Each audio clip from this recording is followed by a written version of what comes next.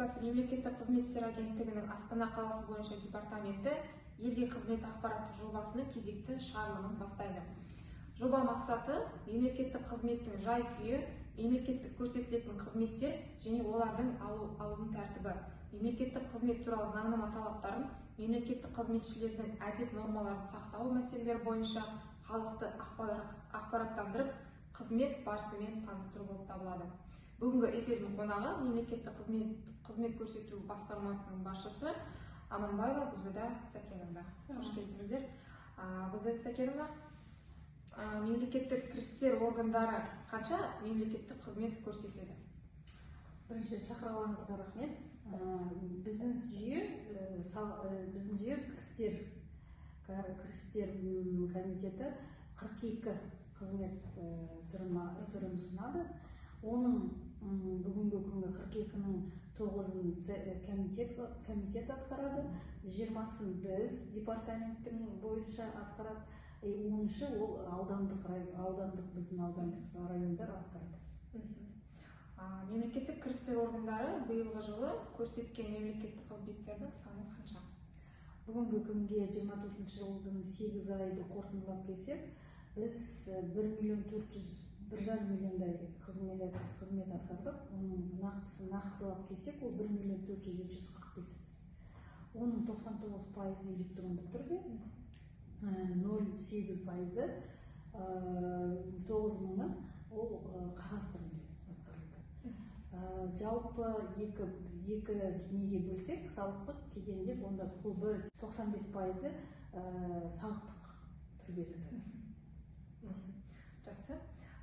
Халық арасында қандай қызметтер сұранысқа ие?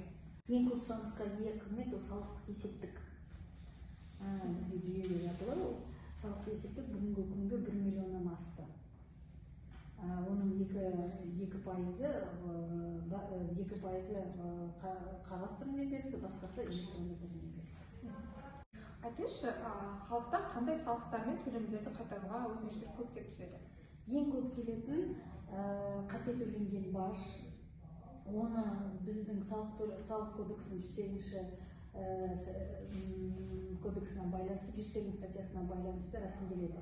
Оған керегі арыз және де өкілетті органның керек емес деген құжаты. Сонда көп ұсынылатын 2 рет төлеп қойған баждар, ол ақажға жатады, сондарға жатады. Мемлекеттік кірістер органдарының мемлекеттік қызметтер көрсету тәртібінде қандай өзгерістер болды? Бүгінгі күнге мемлекеттің басшысы салықтық әкімшілендіруді жеңілдету туралы тапсырмасын орындау мақсатында салық төлеушілердің мемлекетке қызметтер алуын жеделдету бағытында өзгерістер енгізілді. Ол өзгерістер Қаржы министрлігінің 31-ші шілдеде бекітілген 500-ші бұйрығы бойынша 12 қызметтік мерзімдері әсер етті. Бұлай қарағанда 12 біз жеңілдеттік. Кезінде мысалы жеке практикамен айналысатын адамдар тіркеу есебі 3 күн болса, қазір 1 күн. Ал қосылған күн салығын төлеушілер тіркеу кезінде 3 күн болса, қазір 1 күн. Жақсы. Гүлзада Сәкеновна, мазмұнды сұхбатыңыз үшін рахмет айтамыз. Елге қызмет ету жолындағы жауапты қызметтеріңізге абырой тілейміз.